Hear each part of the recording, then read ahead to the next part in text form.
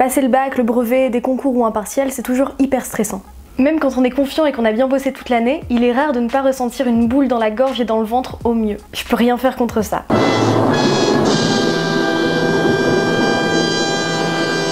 Je peux rien faire non plus pour t'aider à réviser parce que j'ai autant de pédagogie qu'un rôti de porc et qu'en plus, par exemple, le bac ça commence demain. Oh, ce serait un petit peu tard. Hein. Oh, ouais. Par contre, je peux faire en sorte de t'aider à pas te rajouter du stress supplémentaire. Tu sais, des petites sources de stress parasites qui sont complètement évitables. Je sais pas si ça te fait ça à toi aussi, mais moi quand je change de sac, j'oublie toujours de transférer quelques petits trucs. C'est un peu chiant par exemple quand je suis à la caisse du Franprix et que je me rends compte que j'ai oublié mon portefeuille. Ou quand j'ai pas pensé à prendre des mouchoirs alors que j'ai la goutte au nez. Mais bon, ça c'est des petits désagréments sans drame et à la solution facile. Contrairement par exemple au fait d'oublier un truc super important avant d'aller passer le bac ou le brevet.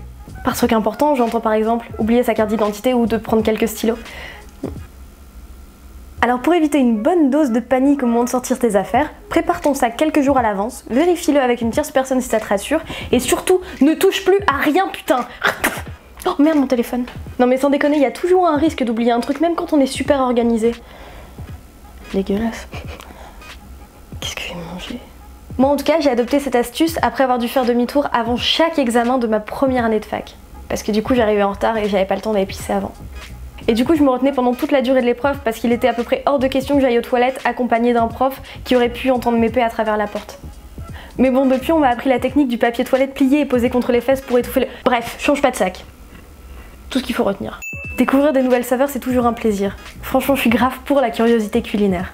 Mais bon, tester des trucs qu'on n'a jamais goûté, c'est peut-être pas la meilleure chose à faire quelques heures avant un examen parce qu'on sait pas comment notre organisme va réagir. Intestinalement parlant si tu vois ce que je veux dire. La curiosité culinaire c'est un grand oui, mais garde ça peut-être pour te récompenser après les examens, parce que juste avant, personne ne veut ça. Personne.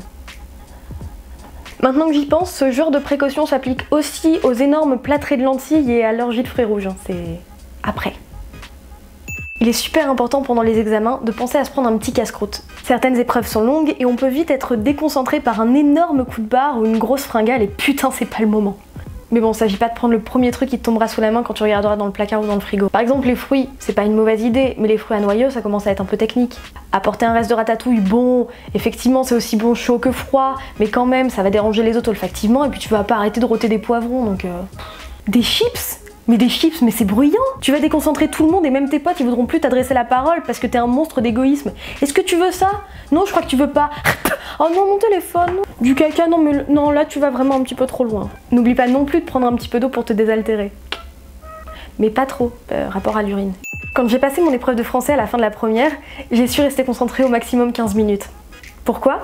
Parce que la couillonne qui est en train de te parler, elle a oublié de vérifier si elle avait bien éteint son fer à lisser avant de partir. Du moment où j'ai eu ce doute jusqu'à celui où je suis arrivée chez moi pour vérifier, j'ai eu des palpitations, j'arrivais plus à bien respirer.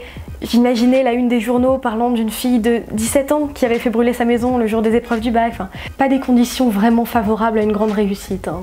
De cette expérience, j'ai retenu une chose. Avant les événements vraiment stressants qui vont me demander un maximum de concentration, je fais le tour de chez moi pour vérifier que j'ai pas oublié d'éteindre un truc. Alors attention, hein, une fois suffit, je suis pas en train de t'inciter à avoir des tocs. Tocs, c'est pas cool.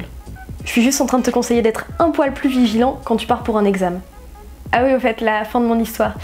Évidemment, j'avais totalement éteint mon fer à lisser. J'avais même attendu qu'il refroidisse pour pouvoir le ranger dans l'armoire. Écoute, je crois que c'est tout. Il me reste plus qu'à te souhaiter une bien bonne chance et des épreuves qui chantent, sans déshydratation et sans diarrhée. Force et courage!